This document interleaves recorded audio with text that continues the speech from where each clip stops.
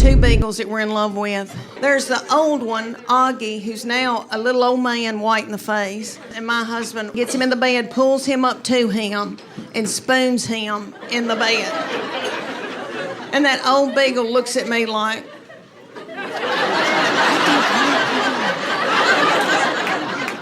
I want you. And I go, hold on. And my husband will fall asleep, and then that Beagle scooches over and gets in the crook of my legs. And then the tiny Beagle, her name is Gigi, she's a pocket Beagle. She gets in the bed, turns around 2 or 3 times, and then banks her butthole up against my face. And I don't care. I've done every diet in the world. My mama and my sister and I took Dexatrim. When I was 17 years old, I'm the youngest. You could buy it everywhere. Do y'all remember Dexatrim? Yeah. It was speed. We took speed as a family.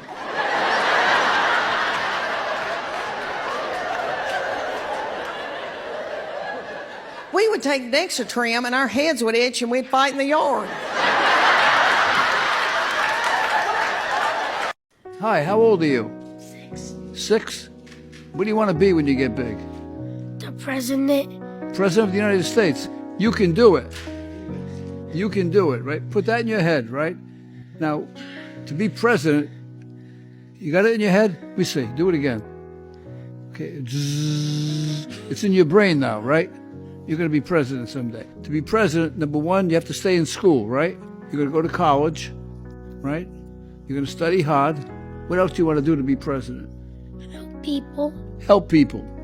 Well, you can help people in a lot of ways, right? You can help them to make sure they have enough to eat, right?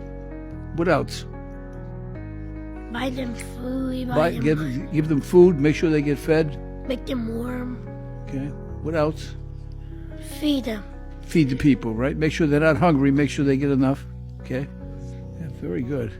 You're my candidate. I'm voting for you. And at that school, I tried to be a substitute teacher 2 days.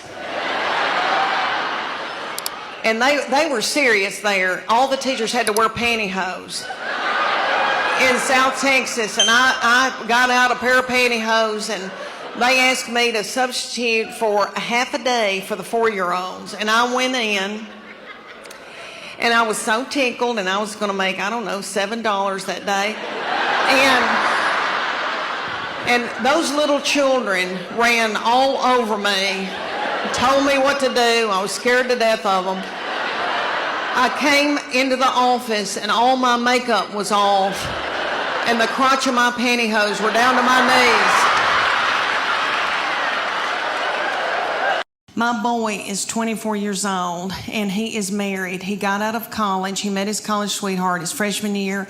Let me tell y'all about him. He's an old soul. Have you ever met anybody that was an old soul? He was born an 80-year-old man. He has had a garden since he was in 6th grade. He plays the mountain dulcimer and the banjo. He woodworks. He makes spoons.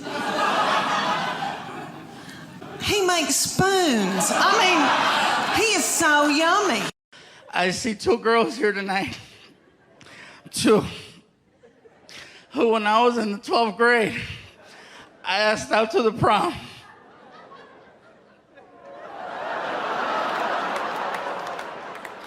And they said no. But you know what? It's okay. Let me go. It's okay. You know why it's okay? Because like she said, I've been on TV. And you 2 girls who said no, you got fat. One of them yells out, You're fat too. I know I'm fat, but I was fat in high school.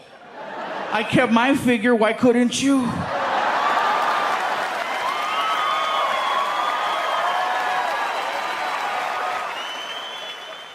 All right, maybe y'all seen a video about me, my teenager being mean and hateful and didn't want me to chew. Okay, or breathe out of one nostril. Well, she's the middle one and she takes care of me. And I know no matter what, she's going to take care of me as I get old. I don't want to put that burden on her. But she calls me, she's called me today and said, Mom, are you okay? How did your show go last night? And I go, good. So the day before she goes, did you make it to Huntsville? I said, yes, baby. Thank you. Tell your daddy.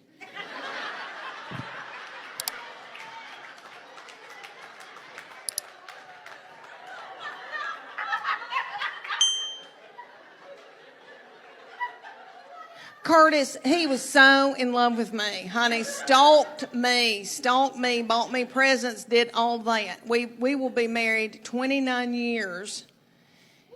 Thank you. Thank you. Thank you.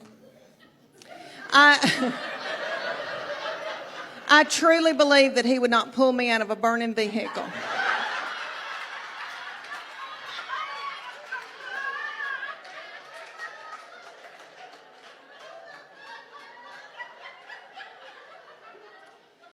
I got that phone call. Hello? Martin was like, hey, you dead? No, man, I'm good.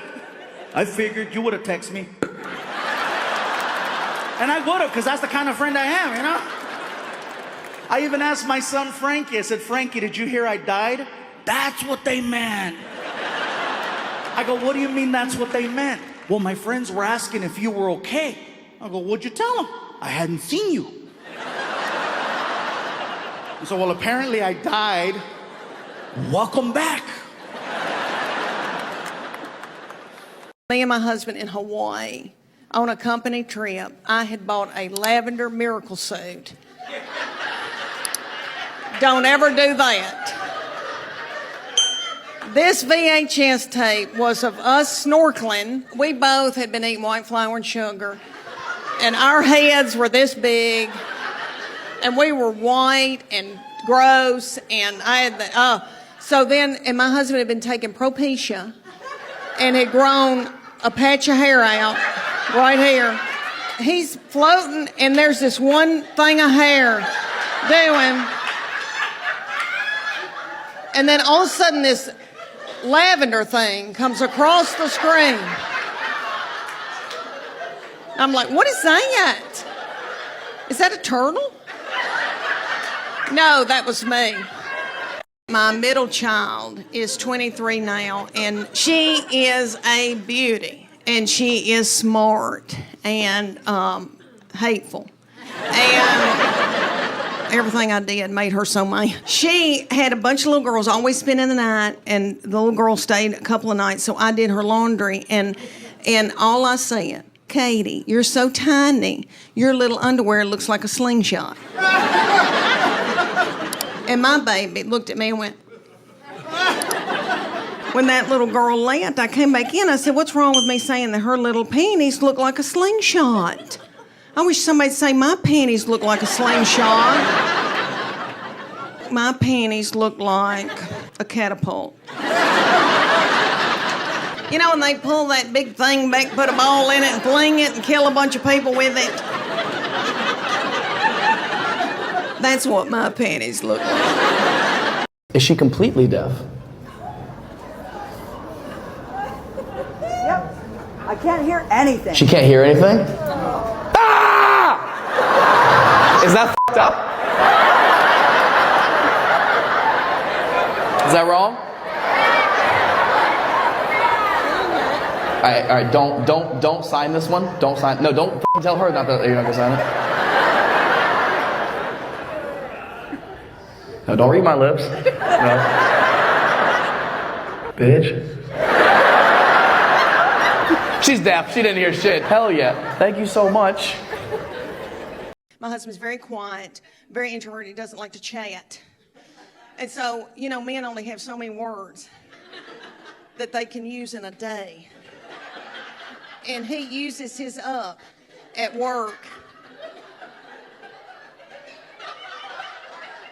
And then comes home and has nothing to say to me and just gets in a big chair and stares into space.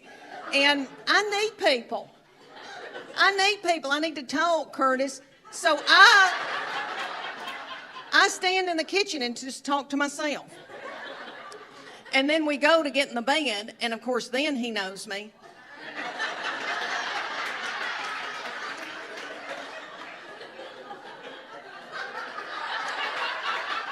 You know, all of a sudden he knows me and tries to touch me.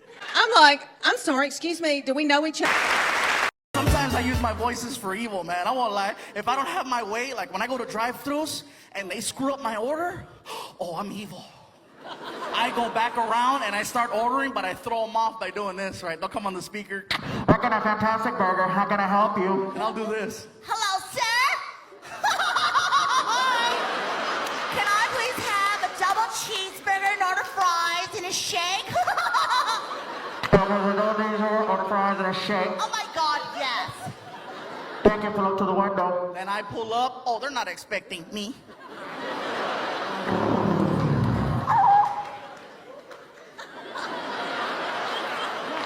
Oh, the look on their face is the best, right? Did you just order? They come back with a bag of food, you know. Would you like ketchup? That's where I let them have it. Oh my God, yes. So you girls that have got young boys, I'm sorry to tell you, but you have to hand him over to another woman. And my boy said to me, Mom, she is my best friend. She's going to be my wife. I'm supposed to cling to her. That's biblical. And I thought, why did I show him the Bible?